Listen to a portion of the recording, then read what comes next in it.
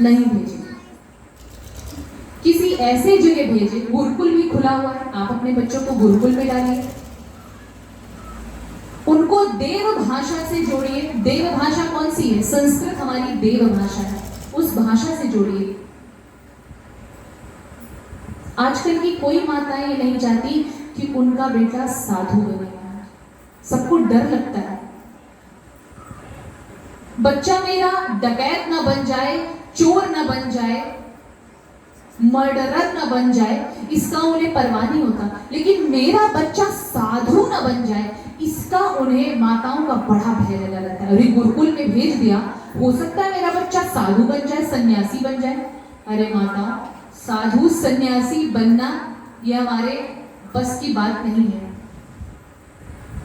करोड़ों जन्मों का जब पुण्य उदय होता है, तब एक कोई सच्चा संत निकलता है, एक कोई सच्चा सन्यासी निकलता है। तो हम सभी को और हम सभी का दायित्व ये है कि हम ज्यादा से ज्यादा अपने बच्चों को धर्म से जोड़ें। और धर्म से आप अपने बच्चों को कब जोड़ पाएंगे? जब आप स्वयं अपने आप को धर्म से जोड़ेंगे। अब आप सोचेंगे कि धर्म से जोड़ने का मतलब क्या है? धर्म क्या है? तो भगवान का भजन ही जो सबसे बड़ा धर्म है, भगवत भजन ही सबसे बड़ा धर्म है।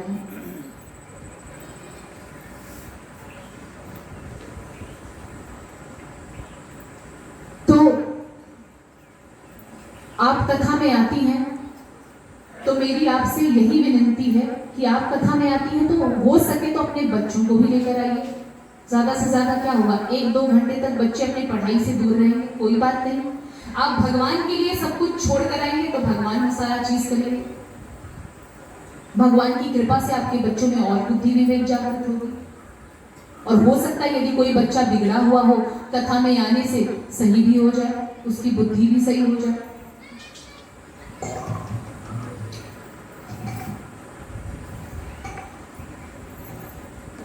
सच्चिदानंद रूपाय विश्वोत्पत्त्यादिहेतवे तापत्रय विनाशाय श्री कृष्णाय वयं नमः। आप सभी हाथ जोड़ेंगे और मेरे साथ फिर से इस श्लोक का उच्चारण करेंगे। आप सभी आंख बंद करेंगे, हाथ जोड़ेंगे, फिर से मेरे साथ इस श्लोक का उच्चारण करेंगे। उसके बाद श्रीमद् भागवत महात्म्य की कथा हम श्रवण करेंगे। सच्चिदानंद रूपाय विश्वोत्पत्त्यादिहेतवे तापत्रय विनाशाय श्री कृष्णाय वयं नमः। श्री कृष्णाय वयं नमः। तो भगवान का स्वरूप क्या है? अब हम भगवान के स्वरूप के बारे में जान रहे हैं। सच्चिदानंद रूपाय, भगवान का स्वरूप है सत घन चित घन आनंद। सत चित और आनंद है। सत चित आनंद सिंधु सुख राशि है भगवान। तो ऐसे परम पिता परब्रह्म परमेश्वर जो कि विश्व को बनाने वाले हैं, उनका पालन करने वाले हैं और उसका संहरण करता भी है। तापत्रय विनाशाय, तीनों तापों का हरण करने वाले, दैहिक दैविक और भौतिक। ऐसे परम पिता परब्रह्म परमेश्वर श्री कृष्ण के श्री चरणों में हम सभी आइए कोटि कोटि प्रणाम करते हैं। ये जो हम सभी अभी भागवत महात्म्य की कथा श्रवण करने जा रहे हैं, ये संपूर्ण श्रीमद् भागवत की कथा राजा परीक्षित और भगवान सुखदेव जी के संवाद के रूप में दर्शाया गया है। और यही कथा शौनकादि ऋषियों ने सूत जी से कहने की आग्रह की। शौनकादि ऋषि बहुत ही पहुंचे हुए संत थे। एक बार की बात है, उन्होंने 1000 वर्षों का एक संकल्प लिया था, एक सत्र चलाने का संकल्प लिया था कि आने वाला जो समय है वो कलयुग होगा। तो कलयुग से बचाव के लिए ही और कलयुग में जीव अपना कल्याण कर सके, इसलिए शौनकादि ऋषि मुनियों ने 1000 वर्षों का संकल्प लिया था कि हम यज्ञ अनुष्ठान करेंगे और लोक कल्याणार्थ जो है यहाँ पूजा पाठ चलेगा। तो उसी समय वहां पर सूत जी का आगमन हुआ। सूत जी वहां पधारे। शौनकादि ऋषि मुनि वैसे तो बहुत बुजुर्ग थे, सूत जी उनके सामने बच्चे के जैसे थे, लेकिन कहा जाता है ना कि यदि कहीं से भी हमें कोई ज्ञान की बातें, कोई अच्छी बातें मिल रही हैं तो उसे हमें शिरोधार्य करना चाहिए। कभी भी ये भाव नहीं रखना चाहिए, ये हीन भाव नहीं होना चाहिए कि मंच पे यदि एक छोटा सा बच्चा भी बैठा हुआ है, चाहे वो कथावाचिका हो, चाहे वो कथावाचक हो, चाहे वो एक नन्हा सा बालक ही व्यास के रूप में हमें कथा श्रवण करा रहा हो, तो मन में यही भाव होना चाहिए कि वेद व्यास जी भगवान स्वयं कथा कह रहे हैं। और देखिए, एक अच्छे श्रोता की निशानी क्या है, लक्षण क्या है? एक अच्छा जो श्रोता होता है वो अपने आप को कहीं भी यदि श्रवण करने जाता है कथा तो खाली करके जाता है। बेशक आपको बहुत सारा ज्ञान होगा, बहुत सारी चीजें आपके अंदर होंगी जो आपको आती होंगी, आपको नॉलेज होगा, लेकिन फिर भी यदि आप कथा श्रवण करने बैठ रहे हैं कहीं, मैं सिर्फ आपके ही बारे में नहीं कह रही, ये सिर्फ मेरे बारे में भी कह रही हूँ कि यदि मैं भी कहीं कथा श्रवण करने जाती हूँ तो सर्वप्रथम ये मेरा कार्य होता है कि मैं अपने आप को खाली करके जाऊँ, क्योंकि जब हम खाली होंगे तब हमारे भीतर कुछ जाएगा। जब पहले से ही हम भरे हुए हैं, अब एक गगरी भरी हुई है जल से, तो क्या आप उसमें और जल डालेंगे? नहीं डालेंगे।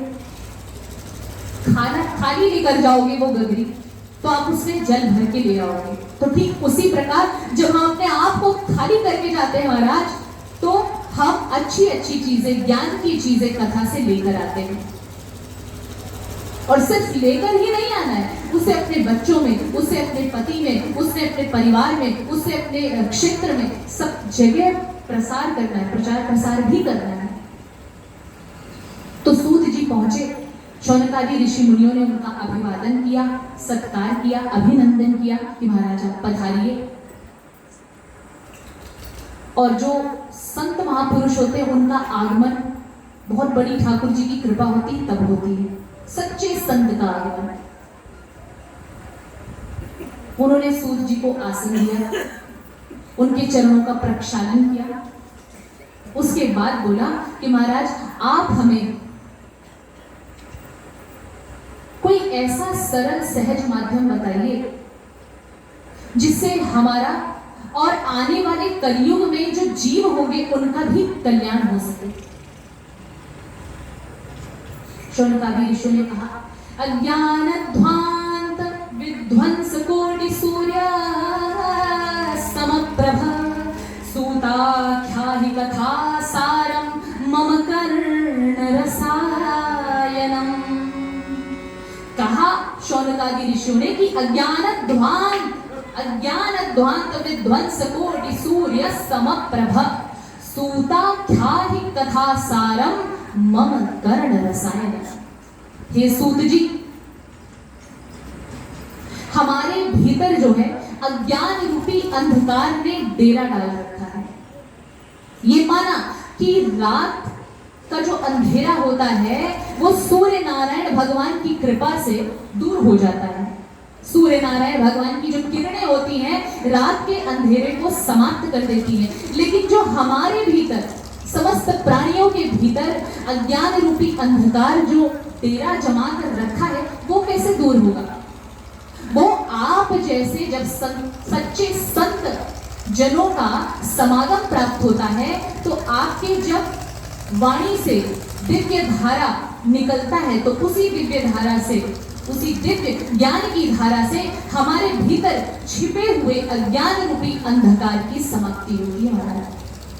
तो बहुत बड़ी कृपा हुई है और नारायण जी का हम पर विशेष कृपा हुआ है कि आप जैसे संत महापुरुष का यहाँ पर आगमन हुआ है। तो कृपया करके आप हमें ऐसे ज्ञान की बातें बताएं जैसे हमारे भीतर छिपे हुए अज्ञान रूपी अंधकार को हम समाप्त कर सकें। उसके बाद उन्होंने प्रश्न किया कि हे सूत जी, आप हमें ये बताइए कि भक्ति, ज्ञान और वैराग्य को बढ़ाने के लिए वैष्णव जन क्या करते हैं। अब वैष्णव जन का मतलब क्या हुआ? हर वो व्यक्ति वैष्णव हुआ जो भगवान का भजन करता है, जो भगवान की कथा करता है, जो भगवान से प्रीति करता है। आप ब्राह्मण कुल में उत्पन्न होने के बावजूद भी मांस का सेवन कर रहे हैं, मदिरा का सेवन कर रहे हैं, गलत कार्य कर रहे हैं, तो आप कैसे वैष्णव हुए? कर्म से ही इंसान अब बनता है, कोई भी चीज हो। तो उन्होंने प्रश्न किया कि महाराज आप ये बताइए कि भक्ति, ज्ञान और जो वैराग्य है उसको बढ़ाने के लिए वैष्णव जन क्या करते हैं, और ऐसा कौन सा कार्य है, ऐसा कौन सा सरल सहज माध्यम होता है, ज्ञान होता है जिससे माया मोह से दूर हटा जा सके। क्योंकि माया मोह से पीछा नहीं छूटता महाराज। सही कह रहे हैं कि नहीं माताएं? हम कितना दूर, क्या आप रोना चाहती हैं? नहीं रोना चाहती। दुख में पड़ना चाहती हैं? नहीं चाहती हैं। फिर भी दुखी होते हैं हम। बच्चा बीमार हो गया, दुखी है। पति को जॉब नहीं मिल रहा है, दुखी है। हमारे पास घर नहीं है, दुखी है। ये दुख से हमारा आमना सामना कब तक होता रहेगा? जब तक हमारा आमना सामना ठाकुर जी से नहीं होता है। महाराज प्रेम से बोलिए जय जय श्री राधे। शौनकादि ऋषियों ने अब तीसरा प्रश्न किया कि महाराज अब घोर कलिकाल आने वाला है और इस घोर कलिकाल में जीव बड़े परेशान हो जाएंगे। चारों तरफ हिंसा, चारों तरफ चोरी चकारी, गलत गलत कार्य ही होंगे। तो ऐसे में समस्त जीवों का कल्याण कैसे होगा? तो आप कृपया करके यहाँ आए ही हैं, तो ऐसा कोई सरल सहज साधन बताइए जिससे समस्त जीव का कल्याण हो सके। देखिए, संत सिर्फ एक के लिए नहीं सोचता है।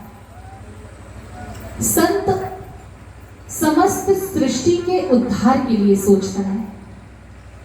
हम और आप सिर्फ अपने अपने लिए सोचते हैं कि मैं सही रहूं, मेरा अच्छा होता रहे, सामने वाले का महाराज चाहे कुछ भी हो।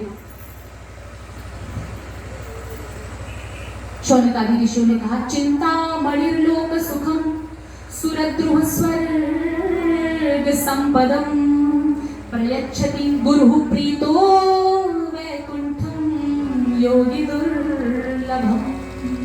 कहा कि चिंता मणिर्लोक सुखम सुरद्रुह स्वर्ग संपदम,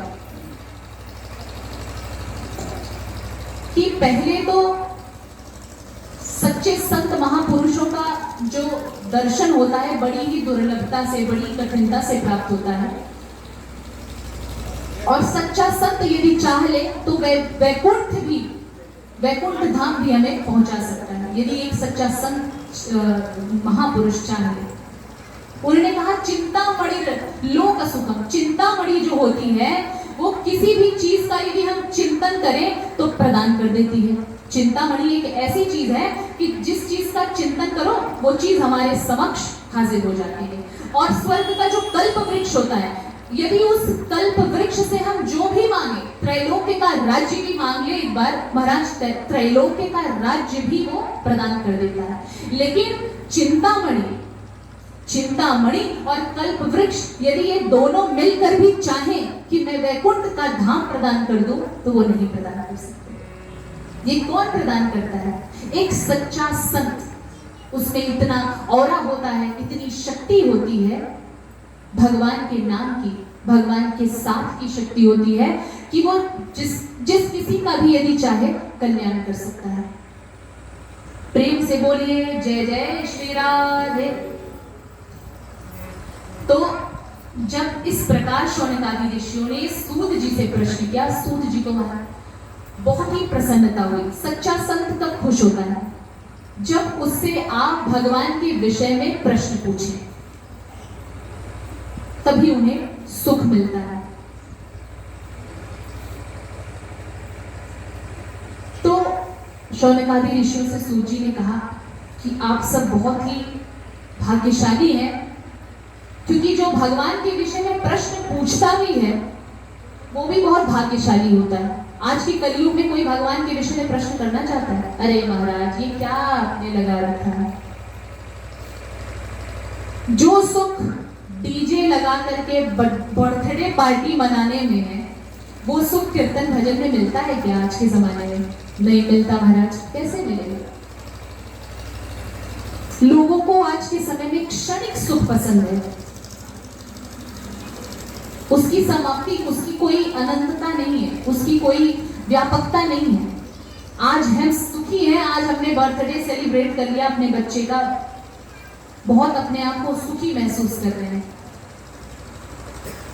डीजे नाइट होता है, बहुत कुछ होता है महाराज, लेकिन कोई भी अपना धन भगवान की कीर्तन भजन में नहीं लगाना चाहता है।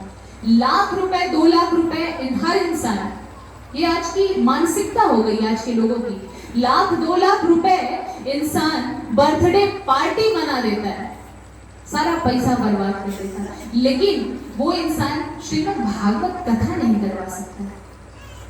और यदि कोई सच्चा संत प्रेरित भी करता है, महाराज आप कथा करवाइए, अरे क्या महाराज, अभी थोड़े 2-3 महीने में मेरे बच्चे का जन्मदिन आने वाला है, वो मनाएंगे कि हम कथा कराएंगे। तो ऐसी तो मानसिकता हो रही, और जब ऐसी मानसिकता हम लिए हुए हैं तो हमारा कल्याण कैसे हो सकता है? और दोष इंसान किस पे पड़ता है? ठाकुर जी पे, कि भगवान आपने ये सारी चीजें की, आपकी वजह से मैं दुखी हूं, आपकी वजह से मेरा बच्चा दुखी है, आपकी वजह से मेरे बच्चे का प्रमोशन नहीं हो रहा है, मेरे पति का प्रमोशन नहीं हो रहा, मेरे पास घर नहीं है। क्या कभी सोचा क्यों? जितना प्यार आप संसार के लोगों से करते हैं, अपने से करते हैं, यदि उसका एक छोटा सा भी हिस्सा भगवान के प्रति हो जाए आपका, तो बस समझो कल्याण ही कर रहे हैं। भगवान कुछ मांगते नहीं हैं, भगवान सिर्फ और सिर्फ भाव के भूखे हैं।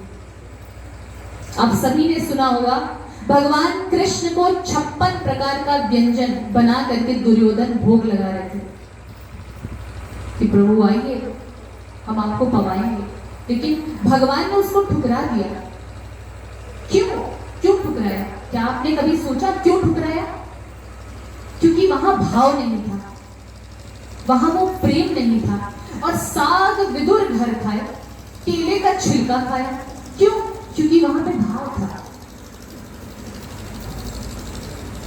सूत जी ने कहा कि हमें बहुत प्रसन्नता हो रही है कि आपने लोक कल्याणार्थ प्रश्न किया। जब हम अपने लिए सोचते हैं, अपने लिए सोचना मतलब स्वार्थी होना। जब हम अपने साथ साथ सबके लिए सोचते हैं, तो इसका मतलब यह है कि वो इंसान एक पुण्य का काम भी कर रहा है। यही तो है धर्म, कि आप अपना कल्याण तो करें ही करें, साथ में सबका कल्याण करने की ये भावना हमें होनी चाहिए। सूत जी ने कहा, एक बार की बात है, जब राजा परीक्षित को आप सभी ने सुना होगा, उनको श्राप लगा था, 7 दिन के अंदर अंदर उनकी मृत्यु होनी थी। गंगा तट पर गए, वहां पर सुखदेव जी भगवान आए, उन्हें श्रीमद् भागवत की कथा सुनाने के लिए उपस्थित हुए थे। तो देवता लोग क्या किए, वहां पर स्वर्ग का जो अमृत होता है, जिसकी वजह से समुद्र मंथन हुआ था, जो देवताओं को अमृत प्राप्त हुआ था, वही अमृत लेकर समस्त देवतागण कहां आए? शुकदेव जी के पास में। और शुकदेव जी से क्या बोला कि प्रभु आप जो है स्वर्ग का जो अमृत है वो आप राजा परीक्षित को दे दीजिए, पिला दीजिए, इन्हें श्राप मिला है और ये अमर हो जाएंगे, मरेंगे भी नहीं, और बदले में जो कथा अमृत है इसका रसपान आप हमें करा दीजिए। सर्व कार्य कुशलाः सुरा। देवता लोग तो अपना कार्य बनाने में कुशल ही है। महात्मा दधीची की हड्डी तक भी मांग लिए थे। तो सुखदेव जी ने क्या कहा, क्व सुधा क्व कथा लोके क्व काचः क्व मणिर्महान् ब्रह्मरा तो विचार्यैवं तदा देवान् जहासः अभक्तांस्तांश्च विज्ञाय न ददौ स कथामृतं श्रीमद्भागवती वार्ता सुराणामपि दुर्लभा। सुखदेव जी ने कहा, क्व सुधा क्व कथा लोके क्व काचः क्व मणिर्महान्। कहाँ कांच का एक टुकड़ा और कहाँ मूल्यवान मणि।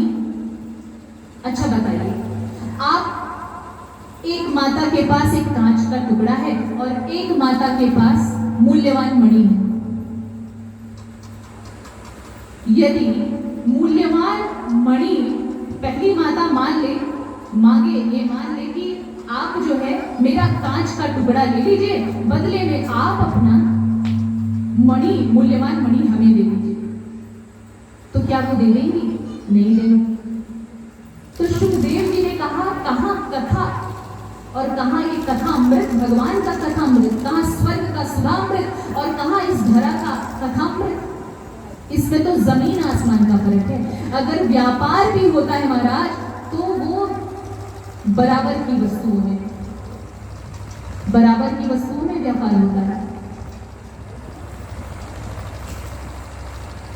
कहें कि यदि आप भक्ति से कथा श्रवण करने आते तो मैं आपको अवश्य कराता, लेकिन आप यहाँ पर व्यापार करने की दृष्टि से आए हो, इसलिए मैं आपको अनधिकारी समझता हूँ, मैं आपको ये कथा नहीं सुना सकता।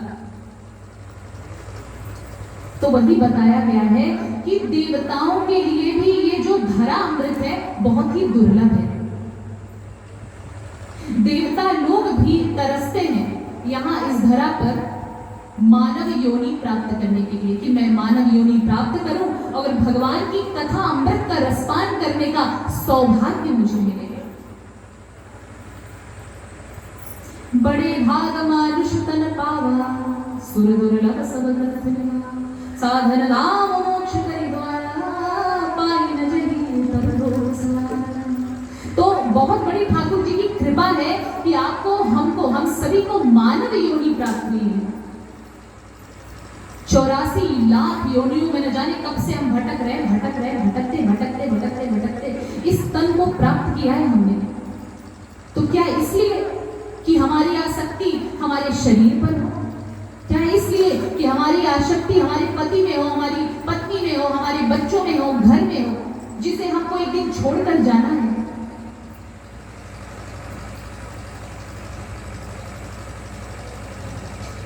तो उन्हें लौटा देते हैं। सुखदेव जी ने उन्हें लौटा दिया।